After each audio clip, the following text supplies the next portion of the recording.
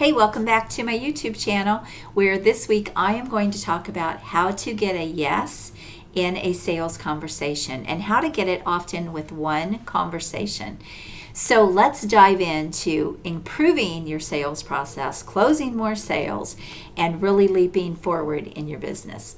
The first thing I want to talk to you about is about your sales process and what it includes. Your sales process is about what happens before the sale, what happens during the sale, and what happens after the sale. So let's break it all down. Let's talk about before the sale. If you're getting the wrong people coming to you, or you're getting into conversations with people who aren't ready to buy, or they're not the right fit, you have got a marketing problem. So let's talk about your marketing doing the heavy lifting so that when you get into sales conversations, they're simple, they're as easy as having coffee with a friend, and they often close themselves. All right, so the first thing is, if you're not getting the right leads, you've got a marketing problem. And your marketing includes a few different things, and it should be doing the heavy lifting to bring you the right qualified prospects every single time. So the first thing to look at in your marketing is your positioning. This is the outside perception that people have of you when they come across you and your business. And if your positioning is not dialed in, if it's not really speaking to the prospect in a way that pulls them to you and attracts them to you for what you do, then you've got a positioning problem. So if someone comes across you for the first time, what is it they're seeing, and are they seeing what you want them to see? So your positioning is everything that you're doing in your marketing that they can see. The second thing is you want to make sure that the message that you're putting out there is going to resonate with those perfect ideal clients that you know are the best fit for you. And so if your message is not set up in the right way that really resonates with those ideal people, then again, you're going to get the wrong people coming to you. So sometimes it could be positioning that's off, it could be the marketing message that's off. Sometimes just what you're trying to sell is not really what your perfect clients are looking for. And so this is a targeting problem. You've got to make sure that the message, the offer, and the client, the prospects, the target audience, are all cohesive and that they work together. The final thing is that you want to build credibility and authority, and you want to be seen as the person that can do what you say you can do. And so this is all part of positioning and messaging and everything as well, but you also need content that moves people through what we call the buyer's journey. You take them from a cold lead to a hot prospect where they're eager to actually have a conversation with you. And so this is all the pre-nurturing phase before people book on your calendar.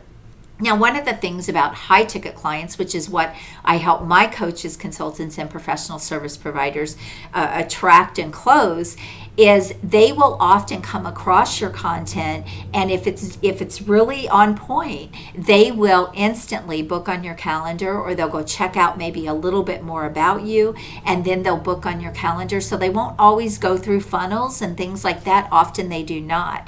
Often they come across a great piece of content where you're sharing your expertise, you're showing the value that you provide, you're showing the solution that you provide to their problem. It's on point with what they're looking for, and they will think that you are just the right person that can help them. The best sales conversations I have are the ones where people get on the call with me and they say, I don't know if I'm a fit for your program, but I know that I want you to help me. I believe that you're the person that can help me. Well, they're already almost pre-sold, right? And so you're just, that conversation that you're going to have with them actually just kind of becomes the second step of qualifying them. And I'll talk more about this in just a minute. So the pre-nurturing phase, your marketing, doing the heavy lifting for you, this is the before part, all right? Now there's one more piece to the before the sales part, and this is that I love to do an intake form, a qualification form, an application form, whatever you want to call it in your business, but it is another step for them. So when people want to book on my calendar, it takes them directly to a form that they have to fill out that gives me more information. And I have the right questions that I'm asking to ensure that I'm getting into a conversation with someone who's not going to be a waste of my time, someone who I can't help, someone who isn't ready for my services. And so this is a really, really important piece to make sure that you are getting into conversations with people who are at a place where you know you can help them, you can get them the results. They're actively looking for the solution that you provide to them. And so I love having an intake form or an application form. I believe that when I implemented this into my business, and I've helped my clients implement it into their business, it was a complete game changer, and it leveraged my time. I no longer had to get on the phone with someone or get into a Zoom call with someone and try to convince them that they needed me. Now, again, all of this, as long as your marketing's pulling the right people to you, then this is just a final step. So it should also ask questions about the financial side. Do you have the financial resources to invest in my services? Now, one of the things your marketing should do is if you're not inexpensive, your marketing should reveal that. It should talk about that. When people get on a call with me, often they'll say, I'm not sure if I can afford you, but I know I want your help. Well, when I look at what I charge in comparison to the ROI that my clients get, it's ridiculous. I know it's too low, and I teach people how to get higher fees, but it's because the ROI is there, and I know it is there, but I also want them to know that, look, there's going to be an investment. There's going to be a significant investment.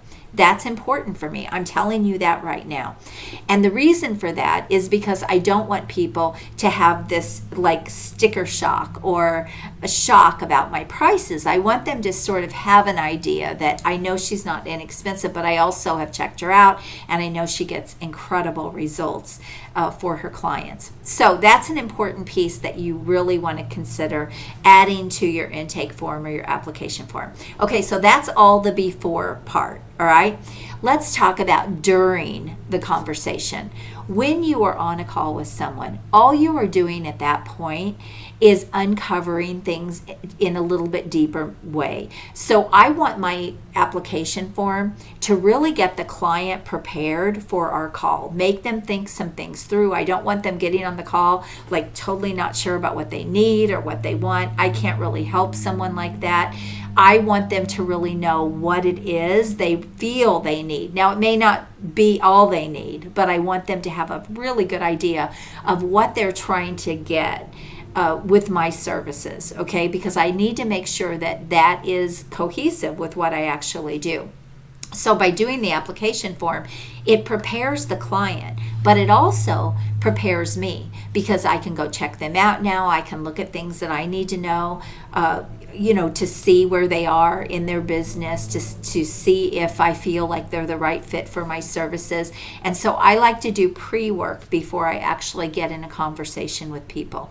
Now, the one thing I'm going to tell you is that you may not get as many calls when you're doing this process that I'm talking about, but what I will also tell you is you will close most of the calls that you get into. And that's a really important thing to know. I don't have time to be, on calls with people that are wasting my time. I would rather qualify really, really hard so that when I am in front of someone who is interested in my services, they're a highly qualified prospect. And there's a really, really good chance that they will close in that conversation. Those are the people I'm looking for. Now, you can run ads and you can bring in a lot of cold leads and you can hire a sales team and you can do all of those things, and there's nothing wrong with that. It's just realize that when you do that, a lot of times you're going to have more objections. You're going to have to overcome. You might start feeling like you're getting into that sliminess a little bit, and I just prefer not to work that way. So this is a very streamlined approach. So when you're in that conversation with people, you want to uncover okay, what is it they really need? Let's go deeper into this. So you're really serving at this point, and you're just really determining, is this person going to be someone that I know I can get results for? Is this someone that I'm going to like to work with? This is a really important key piece as well. I like to bring in clients that I don't feel are going to drain my energy, but they're going to, I'm going to be excited to work with them. There's going to be a great dynamic between the two of us. I like them. I would, I would almost feel like, okay, they could be a friend, right? That's what I look for. Those are the things that are important to me. If I feel like someone is going to question every single thing that I'm going to ask them to do, they're going to be hard to work with, they're not going to do the work, they're going to be difficult, those are not the people I'm looking for. So when I'm in a sales conversation with them, I look at it as a next step in qualifying. Is this going to be a good fit for us? Are they going to fit? Even if I'm putting them into my mastermind program, I want to know, are they going to fit the group? Is there going to be a dynamic in the group, or are they going to drain the energy of the group? Those are important things to really understand as well. So depending on what you're selling in your business, this is a key piece. Do I feel they're going to be difficult? A lot of times if people are difficult in the sales conversation, they're going to be difficult as a client. So these are all things that I'm looking for when I'm having a conversation with my clients. But I also want them to feel like I am someone that they would really enjoy working with and they're excited to work with. I don't want people having all this doubt and this fear. I'm not looking for those types of clients. I'm looking for clients who are excited to make big leaps in their business and they can't wait and they really believe that I'm the person that can help them. So that's me, and what you look for may be different. But you need to dial these things in. You need to get real clarity around who is your perfect client and figure out all of those details so you know what to look for. So that's the during. And the one thing that I don't do is I don't push what I have on people. I uncover and I say, this is how I could help you. All right, this is the way that I could help you. Is this what you're looking for? And I want a yes. And if they say yes, then typically it's followed with, and what does that look like to work with you? Can you tell me what you charge? Can you tell me how we would work together? And at that point, I have just been given permission to go into my services. So I don't have to push anything on anyone. I don't have to be slimy.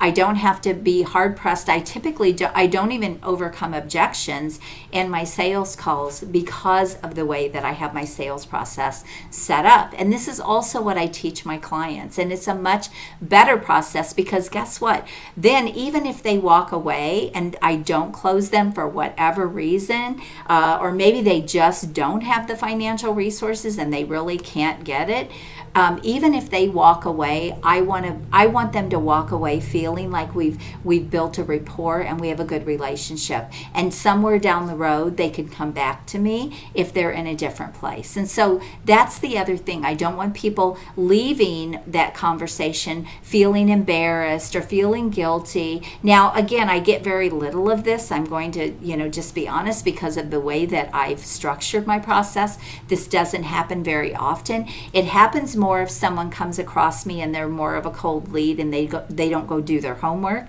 and check me out. That would be a case where I would have something like that happen. But typically when most of the people come to me, they are almost pre-sold. And that's what I really believe is the best sales process. So that's the before, that's the during, and very quickly let's talk about the after. Once you make that sale, it is important at that point that you onboard that client as quickly as possible. You need to have a great onboarding system. You need to have a process dialed in so that you're collecting that money immediately, getting them started immediately. People, if you give them too long in between the time that they say yes and the time that you start working with them, that's where a lot of people, they start thinking it through and then they start logically thinking about why they shouldn't do it. And that is just that's how our brains are wired, right? And so you want to get them when they're very excited and you want to get them started as soon as possible while they are excited. Because I have found that that's when they're on fire. They're going to be ready. They're ready to jump in. They're ready to dive in and they're going to get the best results that way.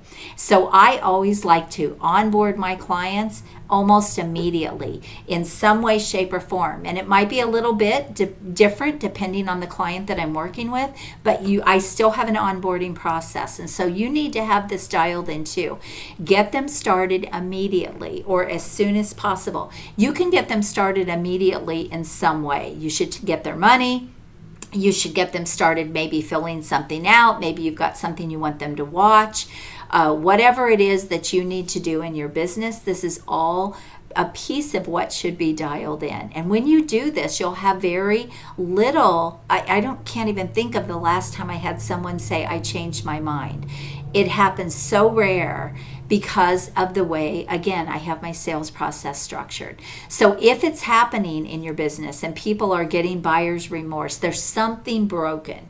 There's something wrong in your sales process that is causing that. Either they don't believe it, or you're not onboarding them fast enough, or you did too much convincing on the call. If you have to overcome too many objections or you have to do too much convincing, a lot of times you'll get buyer's remorse because they felt pushed into it on the call. That's not the way to start out a great relationship with your clients. So I hope this is helpful for you, but I will tell you that when you dial these things in, the before part, the during part, and the after part, you will increase your sales significantly. You'll be able to close more of the prospects that you're in front of, and you'll have better results with your clients because you'll be bringing in the right people, and you'll actually enjoy the sales process. So I hope this is helpful. I would love to get your thoughts. I would love to hear about your sales process, and if I can help you land higher paying clients for 3 to 20 times more in as little as 30 to 90 days in your business